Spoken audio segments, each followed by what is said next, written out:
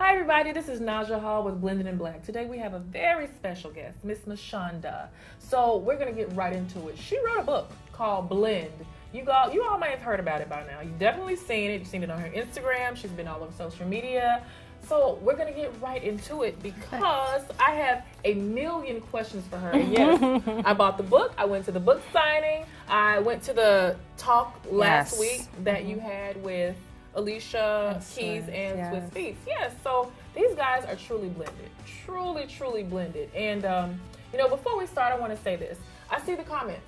I see the comments on social media. I see the things that people say, and they are undermining the things that she shared in this book. They are undermining the healing process. And it just speaks to the level of healing that needs to happen amongst the community, amongst the family system. You guys know that I teach the systemic approach from the family. So we're going to talk about what she did to heal herself. Mm-hmm. So in your book, in the very beginning, you were talking about when you were in the throes of conflict. Yes. And before the healing, before you acknowledged that healing needed to start. And you said, I took to social media to speak out. Can you speak on the effects of social media and what it did to you and how it inhibited healing? Well, social media is a gift and a curse. We all know that. Mm-hmm. And I feel like when you're hurting, when you need validation, when you want to voice your opinion on something, you jump right into the matrix, the digital world. And you're not dealing with souls. You're not dealing with people. You're dealing with everyone's alter ego, whatever's behind their screen. That's what you're dealing with. So you get a lot of empty interaction. You get a lot of soulless feedback. You get a lot of criticism. You get jealousy. You get all these negative things. And I was feeding into that because I wanted those people to hear me out. Mm-hmm. I wanted them to feel my pain, but that was never going to be a winning case. Right. Because I was going outwards instead of going inwards. And once I realized that the negativity from social media was not going to ever end, I had to finally put a stop to it myself. And that was one of the first steps to doing the work in healing. So you completely cut it out? I had to. For how long? I cut it out as far as being personal. Okay. I started posting more like art and, things with my son, but as far as telling them my life, yes, I cut that out completely. Mm-hmm. When were you able to say, I got to change this, I have to turn this around? What was the turning point? What was the action that happened to where you said, okay, we can't coexist like this any longer? Well, there were many things, and in the book I speak about a few of them, but I think the main thing was my son, his interaction with me based on the energy that he was feeling from his father and myself during pickups or drop-offs, and children pick up on all that stuff. So was it a contentious pickup drop-off? Was it just not speaking? Was it cold? It was cold. It was very cold. It was emotionalist. It was like, hey. Okay, so at least you were able to speak. Yeah, well, sometimes we couldn't be mutes, but it was almost like we weren't. Right. And it doesn't feel good to anyone when that's the case, but, people have to get out of their own way. And when you have a child paying attention to that, that's a reason to fix it. How was your son affected? And every child is affected differently when they're seeing this from their parents. But I noticed one thing that I admire that you shared in the book. You said, we never really argued in front of him. No. So, but a child still feels the effects of the tension. So what was the effect on him? And then what have you done to kind of turn it around now? For Kasim, the effects were, I could see him wondering too much about things that he had no business wondering or worrying about. His questions were, do you like Daddy? Daddy doesn't like you. I know he doesn't like you, but you don't like Daddy. And I'm like, you're way too young to be involved. And how old was he at that point? He was about 5, 6, yeah. What does a mother say when your child says that? And you're like, no, I don't like Daddy. But you can't really say that. Right. What do you say to be effective? Well, you absolutely cannot say that you don't like Daddy. say that. You can't. You can't even give a little bit of an inkling that you don't like daddy. Yeah, you shouldn't, because they pick up on that. Okay. You just say, you know, we're dealing with something. Daddy's my friend. We both love you. Always turn it back around to, we both love you so much. Okay. You know? Now, were you always able to do this? Absolutely. I noticed that you use a term that a lot of people use, and that's the word bitter. The bitter ex. Yes. We don't say baby mama in our community, but the bitter ex. Right. Did you ever think that you were the bitter ex? I don't like that term, bitter. I think that people are in so much, women are in so much pain that that's the only energy they know how to give off. And it comes across as bitter. But you have to really ask yourself, what is this person going through? You know, this person might need a hug, they might need encouragement, they might need just some words of wisdom and positivity. But our culture and society, we're so quick and eager to like push people down when they're already down and point the finger. We forget that we're all human. Right. So we dehumanize things and remove that level of compassion and empathy. And the bitter ex used to drive me crazy because I was like, I'm really not bitter. Like, I'm not a bad person. I'm just really going through something. Right. And it hurts. And I don't know what to do. So, you know, and I don't even think, I never came across as like bitter. I just came across as someone that had a lot to say, and it wasn't serving me. It And wasn't you were serving sharing anyone. your experience. Exactly. Right. So you spoke about mindful breathing, and you talk about healing a lot. Yes. And that's not something that people just want to hear about. You know, we didn't want to make this interview about spilling tea or what in a backstory. We didn't want to do that. And I remember last week at the panel discussion that you and your family did, you and your co-parents spoke on. Swizz said, you know, we were talking about some tabloid kind of stuff, but we were being messy, argumentative. The auditorium would have been filled, sell-out seats. But looking around the room, the people that were there wanted to be there, and the knowledge that they shared was invaluable. And so something that you talk about a lot in the book is mindful breathing. And this is a part of the work that a lot of us don't want to do. Like, we just want to cackle and kick and scream. So that was a big part of your healing. Absolutely. Aside from therapy. So what is mindful breathing? It's breathing with intention. And I do it all day, all the time. I fully believe that you can you can breathe yourself out of almost anything. My grandmother was a deep breather. If she had pain somewhere, she would just take these breaths and the pain would go away.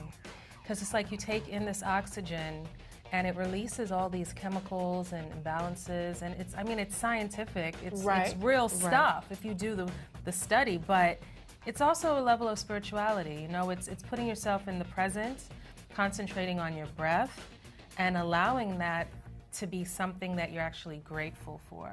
So when you bring gratitude into any equation, that's healing in itself. So when you were faced with conflict or a bad feeling or something had happened, would you say, you know what, let me stop and breathe? Like, how does that go? How exactly does it look to mindfully breathe? You're like, you know what, you're going to piss me off. Let me just... Oh, yeah. Well, that's my life present. Back then, I was still trying to understand, but now, if I have a really rough day or a challenging situation with someone, I just try to put myself in a place where I can breathe it away. Okay. I really believe that meditation, prayer, those are all ways to breathe that negativity away. And it's just that. And you just feel so much release afterwards, right? So in the Blended in Black community, we deal with conflict in many high conflict situations. What advice would you give to parents that maybe have exhibited tension in front of their children? How in the world can they turn it around? Well, what can they start doing today?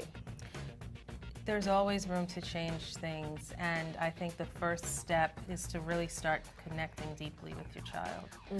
And I do write about that in the book as well. You have to heal that relationship between yourself and your child and let them know that they can trust you. They can open up to you. You have to have these really deep conversations with your children. Okay. You know, because you want to know how they feel. And you want them to feel comfortable telling you that they had a good time at Dad's house. You know, you don't want them to come back and be like, I better not tell Mom that it was actually fun, because then she's going to get upset. So you have to make them know that you won't be upset if they had a good time. And that just it's a conversation to be had over and over again. And with my son, you know, every time he came home, I would just gently ask him, not interrogate him, but ask him, how was Dad's? You had a good time? I hope you had a good time. And you know, you just have to train yourself to pick your energy up when you're around your kids, because your drama. Train yourself to pick your energy. Yeah, up. you gotta train yourself. Fake it until you make it, because you're raising humans that are going to become adults, and they're going to carry all of this energy into their adulthood and pass it on to their children and so forth. It's generational, you know? It's like it becomes a part of your DNA. So we have to change, we have to break that cycle. Right. And you spoke a lot about your grandmother and the impact that she had on you. And Grandma and her co-mama were such good friends that they were friends from the time that did they ever have any tension, or were they always just cool? They were such good friends, her grandmother and her co-mama, that she called them the Golden Girls. Yes. She called them the Golden Girls, and they were able to foster a relationship based on kids, but then they started to love one another. Oh, yeah. They were sisters. They even, one was there. Yeah. Was co-mama there when Grandma went on to glory? Or how? The other way around. The other way around. Yeah, my grandmother sat by her side the morning she passed away, and it's just a testimony of, like... Just to be clear, you guys understand, her grandmother had a child, separated from that child's father. That man went on to have a child with another woman. These two women became friends, so much so that they saw one another out to the next lifetime. Like, how in the world, how can we get to that point? Did you ever see yourself, because watching you, Alicia, and Swizz on that stage, that was so cool. It was so cool, especially for those of us that saw things unwind. Yes. How did you ever see yourself being able to sit there and do that? Yes. You did? Yes, because of my grandmother. Yeah. Because of her relationship, I knew it was possible, but I knew I couldn't get there overnight. I knew I had to do the work. I had to heal. I had to get to a place where I could have open communication with those two people. And, how long did it take to do that? Well, we got divorced in 2010. I started the work probably immediately afterwards. And yeah, because, you know, 2 years before that, that's when I was like really in a really dark place. So I had this timeline of like, okay, you need to get out of here and start on this. But it took a good 4 years. Okay. Yeah, it took a good 4 years to be, you know, in a place of true solitude and healing, to a place where we were like together doing things. So you were able to just one day call her up, and I read in the book you said, well, you know, I invited her, or you told Swizz, I believe, to, hey, bring her to the birthday party, and you guys were able to sit and converse after that. Yeah. So it doesn't sound like you guys ever had a high conflict situation. Well, we, you know, in the book I do mention that we've had meetings where we had to like come back, you know, leave it and come back and disagree on certain things. So we never had high conflict, but we've had disagreements. Okay. And that's natural, and it's a part of the healing. But we always sat in those meetings with good intention, so we knew that we wouldn't walk away upset or hating each other. It doesn't sound like anybody brought egos anywhere in there. No. So just to wrap it up, what piece of advice would you give to the woman that is in where you were how many years ago? 7 years ago? In my really dark place? In the dark place. What advice would you give to the woman that right now, today, is in the dark place? Yes. Oh, she has to heal. She has to heal. She has to be vulnerable with herself. And that means that you just really have to go deep and allow yourself to acknowledge your pain, to nurture it, but not over-nurture it. Like, give it just enough attention but then be willing to let it go. Okay. And definitely see a doctor, see a someone. Therapist. Yes. Sit down with someone. Well, I thank you so much for your time. You. I appreciate Thank you. Thank you so much. We'll see you guys next time for the next episode. Who knows who I'll be sitting next to? Maybe Mashonda will come back. We never know. See you guys next time. Blended in black.